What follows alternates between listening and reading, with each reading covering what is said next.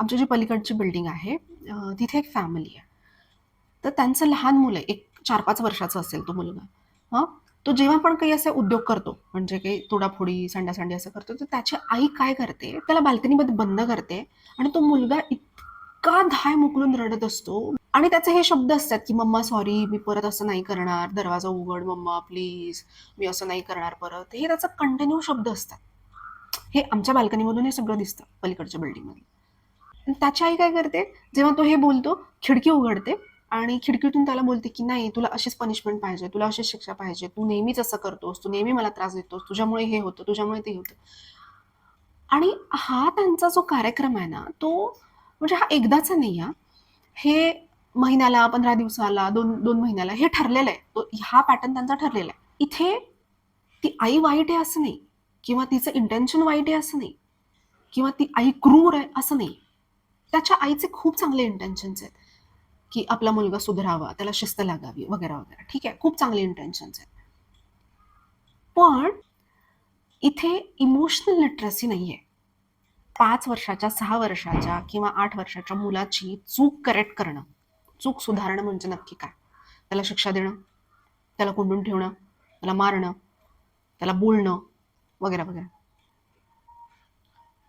काय चूक करेक्ट करणं म्हणजे नक्की काय? म्हणजे त्याला मदत करणं. मदत करणं कशासाठी? त्याचे इमोशन्स कसे हँडल करायचेत, हे त्याला शिकवणं म्हणजे त्याची चूक करेक्ट करणं. ते योग्य पद्धतीने करेक्ट करणं हे जास्त इम्पॉर्टंट आहे. जर ते त्याच्या सेल्फ वर्थवरती येत असेल ना, तर ते करेक्शन नाहीये, that is emotional damage. You getting what I am saying? आता यामध्ये ना त्या आईचा पण दोष नाहीये, बिकॉज कदाचित तिने तिच्या लहानपणी अशाच गोष्टी बघितल्या. कदाचित तिला लहानपणी अशीच ट्रीटमेंट मिळाली आहे. असं केल्यानंतरच मुलं सुधारतात. तिने सोसायटीमध्ये कदाचित अशाच गोष्टी बघितलेल्या आहेत. ओके, सो तिच्या सबकॉन्शियस माइंडमध्ये तेच आहे. आणि बघ, जेव्हा तो मुलगा तिथे बाल्कनीमध्ये बंद असतो, जेव्हा तो ओरडतोय, त्याच्या सबकॉन्शियस माइंडमध्ये काय जात आहे, त्याच्या नर्वस सिस्टममध्ये काय जात आहे, की जेव्हा मी काहीतरी चुकीचं करतोय, जेव्हा माझ्याकडून चूक होते, तेव्हा मला बंद केलं जातं, मला रिजेक्ट केलं जातं. तो माझ्यात काहीतरी प्रॉब्लेम आहे, हे त्याच्या सबकॉन्शियस माइंडमध्ये गेलाय ऑलरेडी. आता तो त्याचा पॅटर्न बनला. मग जेव्हा तो मोठा होईल, जेव्हा तो लाईक मिड 20s मध्ये वगैरे येईल, जेव्हा तो अडल्ट होईल, हे सगळे जे पॅटर्न्स आहेत ना, हे पॅटर्न्स तेव्हा बाहेर यायला लागतात. ज्यावेळी तो समाजामध्ये वावरतो, ज्यावेळी तो रिलेशनशिपमध्ये जातो, ज्यावेळी तो कुठे एखादी रिस्क घ्यायची असते आयुष्यामध्ये, त्यावेळी हे पॅटर्न्स त्याला प्रॉब्लेम क्रिएट करायला लागतात.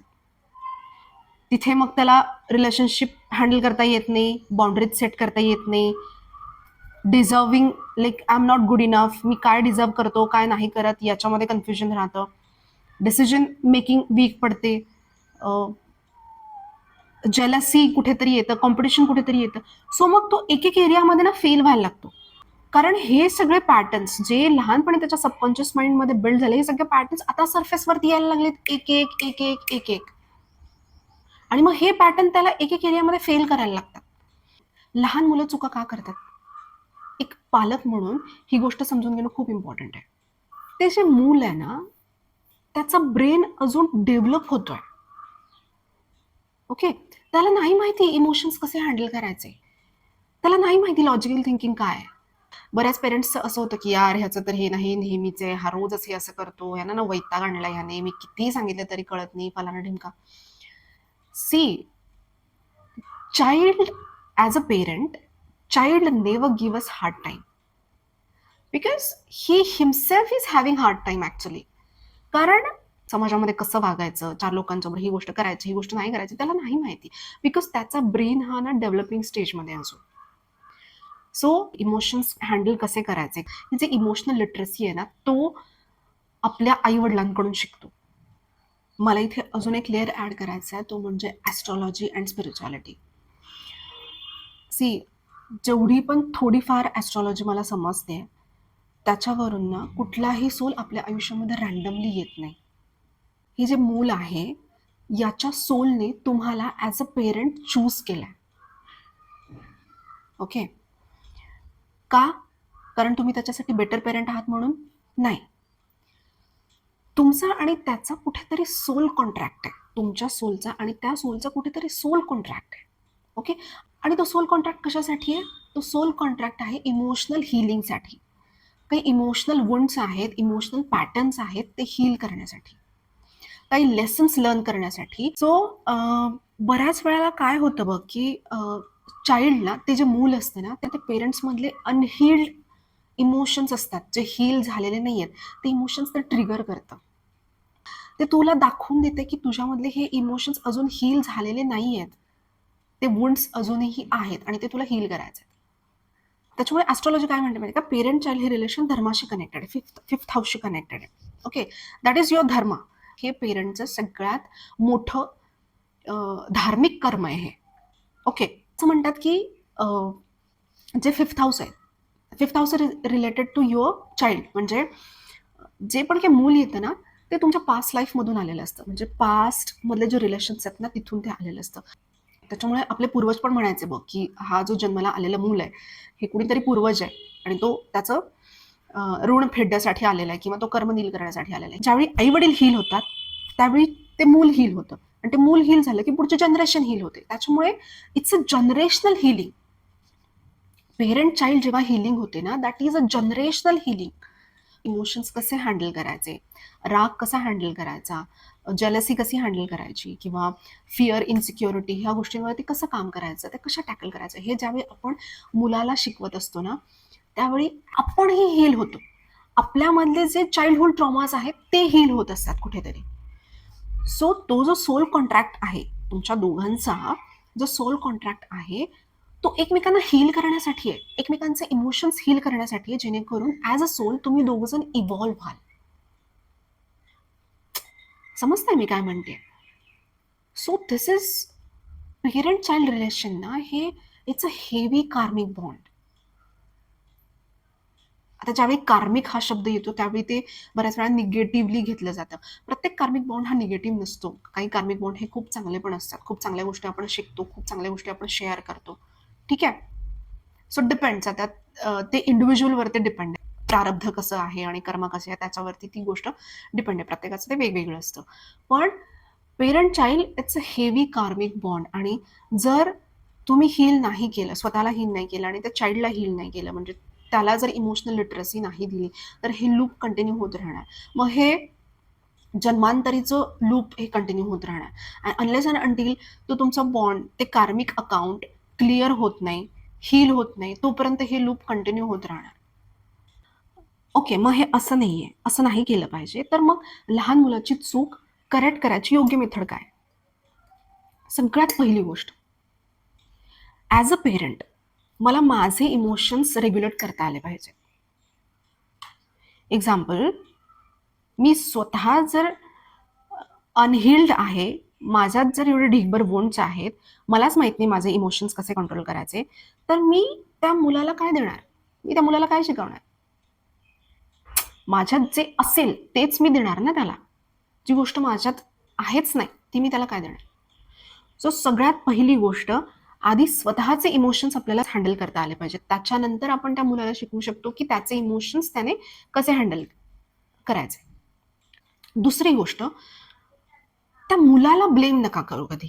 त्याचं जे बिहेवियर आहे किंवा त्याची जी ऍक्टिव्हिटी आहे त्या ऍक्टिव्हिटीला नेम करा. एक्झाम्पल, मुलाला हे कधी बोलू नका की तू मूर्ख आहेस, तुला अक्कल नाहीये, तुझ्यामुळे हे सगळं नेहमी होतं, तुझ्यामुळे त्रास होतो, तुझ्यामुळे हा नेहमी प्रॉब्लेम होतो, तुला जरा सुद्धा बुद्धी नाहीये. हे बोलण्याऐवजी त्याला हे सांगा की दूध सांडणं योग्य गोष्ट नाहीये, अन्न वाया घालवणं हे योग्य नाहीये, ठीक आहे, असं काच फोडणं हे बरोबर नाहीये, याने नुकसान होतं. सो त्याला ब्लेम करण्याऐवजी त्या ऍक्टिव्हिटीला ब्लेम करा. याने होईल काय माहितीये का, जेव्हा तुम्ही त्याला ब्लेम कराल की तुझ्यामुळे होतंय, तू प्रॉब्लेम, तू असा हे केल्यानंतर काय होतं ना, त्याच्यामध्ये सेल्फ वर्थ इश्यू डेव्हलप होतोय. म्हणजे सबकॉन्शियसली त्याच्या नर्वस सिस्टममध्ये काय जाते की माझ्यात काहीतरी प्रॉब्लेम आहे. ज्यावेळी तुम्ही त्या ऍक्टिव्हिटीला ब्लेम कराल ना, त्यावेळी काय होईल माहितीये का, त्याच्या सबकॉन्शियस माइंडमध्ये तेव्हा काय जाईल की ओके, माझ्यात काही प्रॉब्लेम नाहीये, आय एम ओके, मी जी ही ऍक्टिव्हिटी करतोय या ऍक्टिव्हिटीमध्ये प्रॉब्लेम आहे आणि हे मी सुधारू शकतो. समजतंय? तेव्हा ती गोष्ट त्याच्या सेल्फ वर्थवरती येणार नाही. तिसरी गोष्ट, त्या मुलाचं जे इमोशन आहे त्या मुवमेंटला त्याचं जे इमोशन आहे ते इमोशन पकडा. ते इमोशन अकनॉलेज करा आणि ते करेक्ट करायचा प्रयत्न करा. ओके. मुलांना ना लेक्चरची गरज नाही आहे, मुलांना इन्स्ट्रक्शनची गरज आहे. सपोज त्याने असं काही केलं, तोडलं फोडलं, तर पहिलं त्या मुलाला ना जवळ घ्या. ओके. ते सगळं साईडला करा आणि पहिलं त्याला जवळ घ्या आणि त्याला सांगा की काय झालं, तुला राग आला. ओके. तुला राग आला म्हणून तू ग्लास फोडलास. तुला राग आला म्हणून तू ग्लास फोडलास. ठीक आहे, हरकत नाही. राग येणं ही नॉर्मल गोष्ट आहे.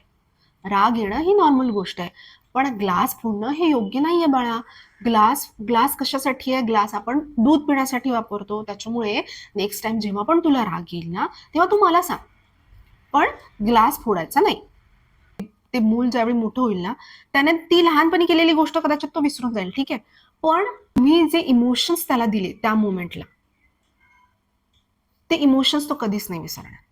अशा पद्धतीने तुम्ही त्याला इमोशनल सिक्युरिटी, इमोशनल सेफ्टी द्या आणि त्याला या गोष्टीची जाणीव करून द्या की राग येणं नॉर्मल गोष्ट आहे बाळा, इन्सिक्युअर फील होणं नॉर्मल गोष्ट आहे, भीती वाटणं नॉर्मल गोष्ट आहे, काही प्रॉब्लेम नाही. हे तुम्ही त्याला फील करून द्या ही गोष्ट. ती इमोशनल फिलिंग. सी, आपल्याला वाटतं की हे 4-5 वर्षाचं मुलं आहे, ह्याला काय कळणार, पण सबकॉन्शियसली त्यांच्या डोक्यामध्ये या सगळ्या गोष्टी जात असतात. कसं आहे ना, एक पहिल्या ह्याच्यामध्ये कदाचित त्याला नाही कळणार, परत तो सेम चूक करेल. सेकंड टाइम त्याला सांगा, परत तो सेम चूक करेल, थर्ड टाइम सांगा. असं करत करत करत ना ती गोष्ट हळूहळू त्याच्या सबकॉन्शियस माइंडमध्ये जातीये.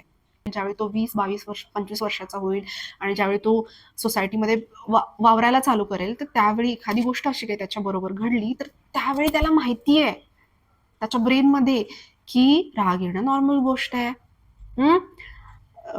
इन्सिक्युअर फील होणं नॉर्मल गोष्ट आहे, भीती वाटणं नॉर्मल गोष्ट आहे. ओके, काही प्रॉब्लेम नाही, काही प्रॉब्लेम नाही. तो छान पद्धतीने त्याचे इमोशन्स तो हँडल करू शकेल. हे जे बी आहे ना, जे सीड आहे, ते लहानपणीच रुजवलं जातं.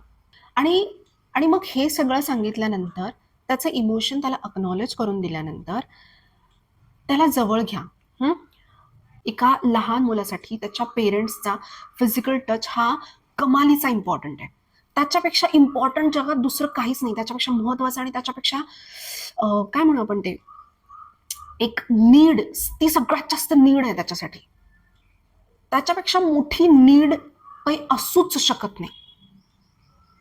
त्याच्यामुळे तुमचा आय कॉन्टॅक्ट, तुम्ही त्याला छान मिठी मारणं, तुम्ही त्याला जवळ घेणं, त्याच्या पाठीवरून हात फिरवणं, त्याचा हात हातात घेऊन त्याला ती गोष्ट समजून सांगणं, हे कमालीचं इम्पॉर्टंट आहे त्याच्यासाठी. मला सांग, आपण परीक्षेला जायच्या आधी तयारी करतो की परीक्षेवरून आल्यानंतर तयारी करतो? की परीक्षा हॉलमध्ये बसलोय आणि मग तिथे आपण अभ्यास करायला लागतो? परीक्षेला जायच्या आधी आपण तयारी करतो, बरोबर? तर मग ही जी नाती आहेत, जसं की लग्न आहे किंवा मूल आहे, आई आई आणि मुलाचं नातं आहे, पेरेंट्सचं नातं आहे. ही जी नाती आहेत, या नात्यांसाठी काय लागतंय, काय इमोशनल लिटरसी पाहिजे, हे मला आधी माहीत असलं पाहिजे ना. जर मी बिना तयारी न करता त्याच्यामध्ये उतरले, परीक्षेला बसले, तर ऑब्व्हियसली मी फेल होणार. त्याच्यामुळे हे जे म्हटलं जातं ना, की हां, पाण्यात पडलं की पोहता येतं. मूल झालं की आपोआप समजतं, आपोआप आई होऊन जातो. आई वडील हे कोणी असं आपोआप नाही बनत. जेव्हा मूल जन्माला येतं, त्यावेळी तुला आई किंवा बाबा म्हणून हाक मारणारं कोणीतरी येतं. तू आई नाही होत. ओके. फक्त टॅग मिळाल्याने कोणी आई होत नाही किंवा टॅग मिळाल्याने फक्त कोणी बाबा होत नाही. सी, मी इथे कोणाला ब्लेम करत नाहीये की मला हे नाही सांगायचं की पॅरेंट म्हणून तुम्ही क्रूर आहात किंवा एक आई वडील म्हणून तुम्ही योग्य नाही आहात. नो, प्रत्येक पेरेंटचं, इव्हन आपले आई वडील पण, त्यांचं हेच इंटेन्शन असतं की आपलं जे लेकरू आहे, आपलं जे मूल आहे, त्याने आयुष्यामध्ये छान परफॉर्म केलं पाहिजे, त्याचं सगळं चांगलंच झालं पाहिजे, हेच सगळ्यांचं इंटेन्शन असतं. ओके. प्रत्येक आई वडील हे आपल्या मुलासाठी 100%च देतात. त्यांच्या परीनं जेवढं शक्य आहे तेवढं 100% ते प्रयत्न करतात. फक्त मला हे सांगायचंय, ह्या पॅरेंटल रिलेशनशिपमध्ये ना इमोशनल लिटरसी हा सगळ्यात महत्वाचा भाग आहे, जो आपल्या सगळ्यांनाच शिकण्याची खूप जास्त गरज आहे. ती आपले जे पेरेंट्स आहेत त्यांनी पण आपल्याला 100%च दिले. ठीक आहे. आपल्या पण आई-वडिलांचा त्याच्यामध्ये काहीच दोष नाहीये, कारण त्यांना कधीच माहीत नव्हतं की इमोशनल लिटरसी काय असते, इमोशन्स कसे हँडल करायचे असतात. त्यांना जसं वागवलं गेलं तसंच त्यांनी आपल्याला वागवलं. आता आपल्याला जसं वागवलं आपल्या आई-वडिलांनी, तसंच आपण आपल्या मुलांना वागवणार. सो ही ही चेन जी आहे ना, ती कुठेतरी ब्रेक करणं गरजेचं आहे, ताकी आपण त्या मुलाला हिलिंग देऊ, ना की त्याला इमोशनल ट्रॉमाज देऊ. भले की तुम्ही सुखसोयीच्या 2 वस्तू त्यांना कमी द्या. त्यांच्या रूममध्ये एसी बसवू नका, त्यांना चांगला मोबाईल घेऊन देऊ नका, त्यांना चांगल्या चपला घेऊन देऊ नका, चालेल. पण तुम्ही त्यांना इमोशनल लिटरसी द्या. तुम्ही त्यांना हे शिकवा, की इमोशन्स कसे हँडल करायचे. जेणेकरून ते जे मूल आहे, मुलगा किंवा मुलगी जे पण असेल, जेंडर डझंट मॅटर, ते जे मूल आहे, ते चांगला माणूस बनू शकेल.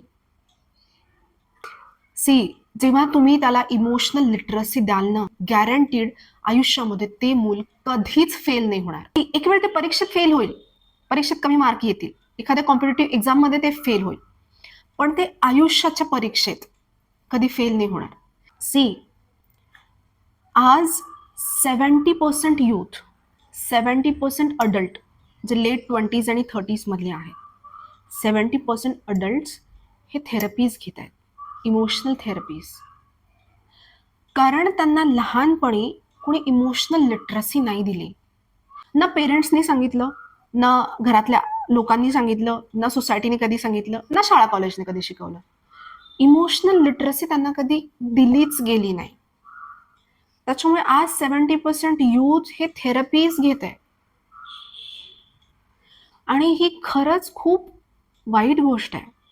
मला नाही माहिती की हा विषय मी तुमच्या पुढे व्यवस्थित मांडू शकली आहे की नाही, पण आय होप मला मला जे म्हणायचं आहे, म्हणजे माझं जे इंटेन्शन आहे, जो मेसेज मला याच्यातून द्यायचा आहे, तो तुमच्यापर्यंत पोहोचला असेल. थँक्यू.